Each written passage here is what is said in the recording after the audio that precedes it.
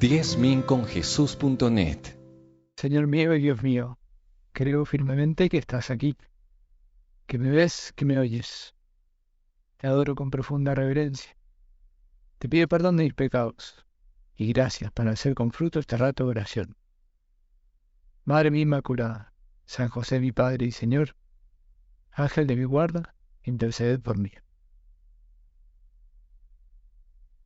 Hoy celebramos al evangelista San Marcos, que tuvo una historia de la cual algunos hechos nos narra la Sagrada Escritura.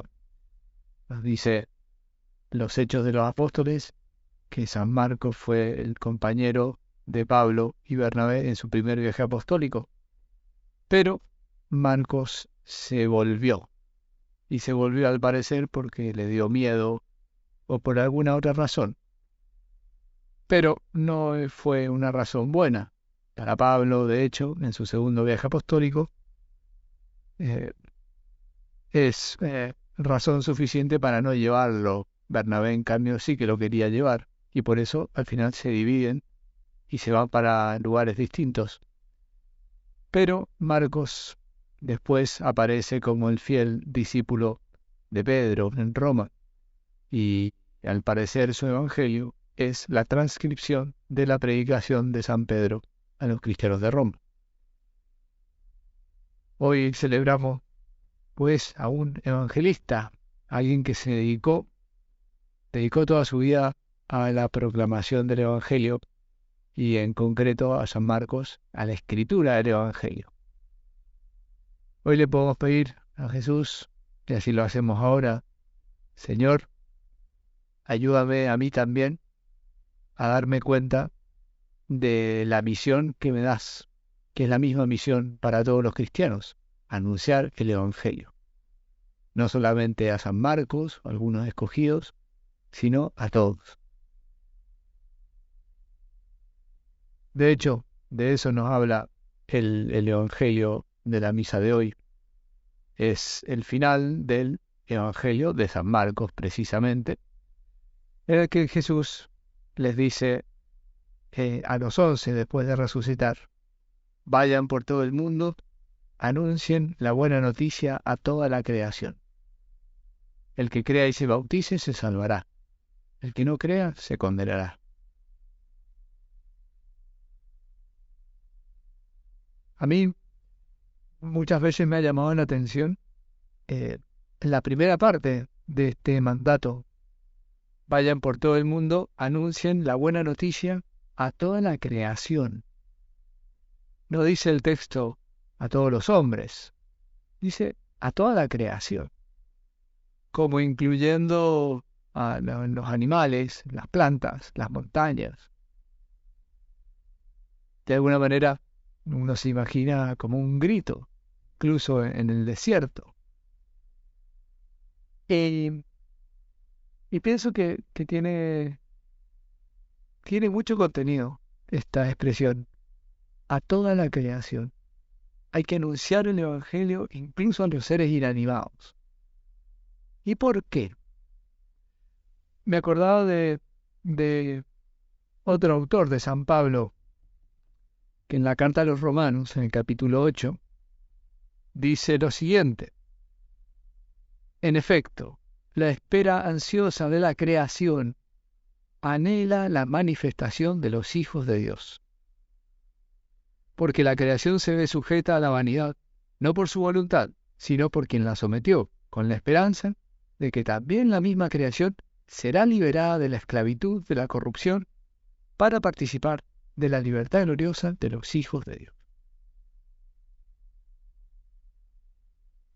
Pues, de alguna manera, también la creación inanimada tiene que recibir un cierto anuncio del Evangelio. No se trata de empezar ahora a hablar con las plantas o con los árboles, pero se trata de darnos cuenta de que el mundo entero nos está esperando, de que el mundo entero está esperando que nos comportemos como hijos de Dios, que anunciemos el Evangelio con nuestra vida, con nuestras acciones, con nuestras obras, que seamos realmente cristianos.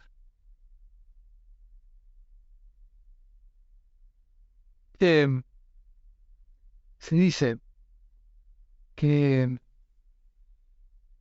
que la creación entera se va a transformar cuando se transforme la humanidad entera. Así como el hombre fue creado, según el Génesis, como ese punto intermedio entre Dios y todo el resto de la creación. Así también, ya que el hombre pecó y por lo tanto introdujo corrupción en todo el mundo creado, cuando el hombre se convierta, entonces hará que todo el mundo creado vuelva a su orden. Eh,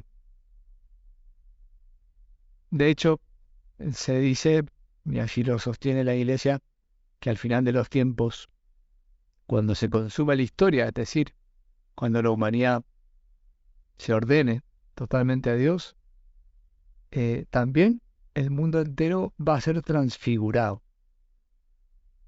Esto no significa que va a suceder lo que en esas películas así llamadas apocalípticas, que, que llega un meteorito y lo destruye todo.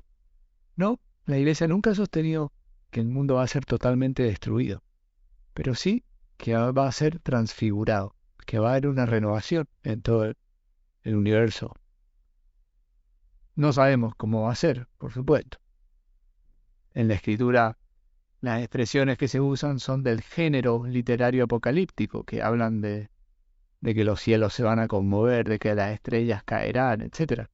Pero no hay por qué interpretarlo necesariamente de manera literal, o más bien al contrario, eh, porque las estrellas no pueden caer sobre la Tierra, porque las estrellas son mucho más grandes que la Tierra, con lo cual, evidentemente, eso ya nos indica que es un estilo literario de figuras, ¿no?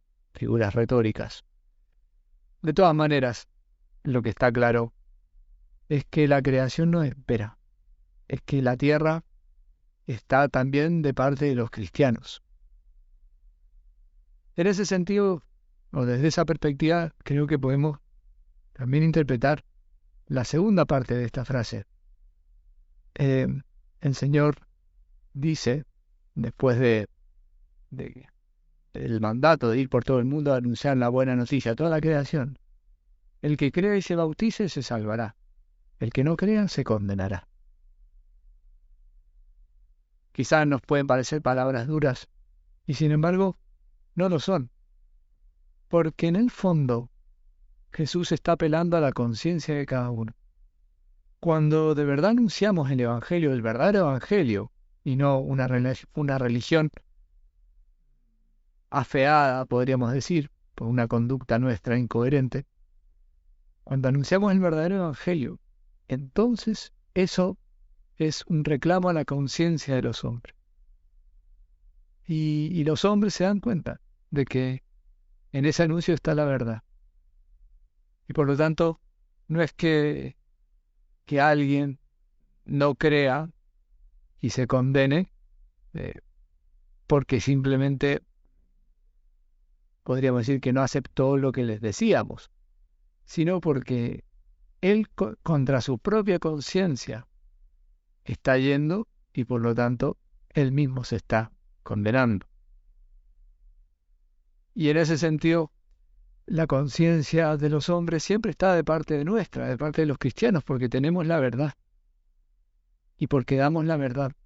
Por eso tenemos que tener siempre mucha fe, mucha confianza cuando hablamos de Dios, en que eso que estamos diciendo, si lo decimos bien de nuestra parte, llega siempre a la conciencia de que nos escucha.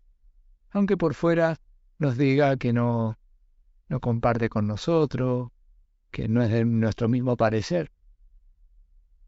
Cuando somos verdaderos anunciadores del Evangelio, siempre esa palabra cae en esa alma, en ese espíritu. Y siempre es como una semilla que puede dar fruto. Por eso, quizá pensando en todo esto, podemos dirigir nuestra oración a Jesús.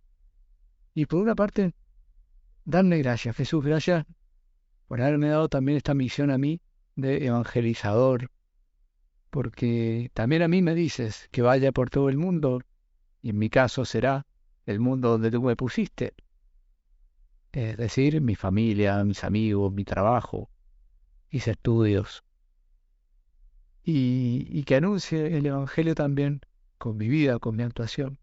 Te doy gracias porque mi mismo ser cristiano, si quiero ser fiel a ti, será eh, el mejor modo de transmitir la fe.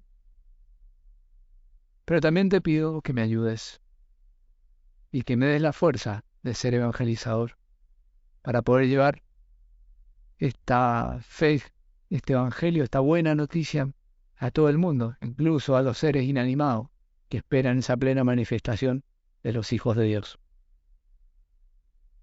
Te doy gracias, Dios mío, por los buenos propósitos, afectos, inspiraciones que me has comunicado en esta meditación. Te pido ayuda para ponerlos por obra.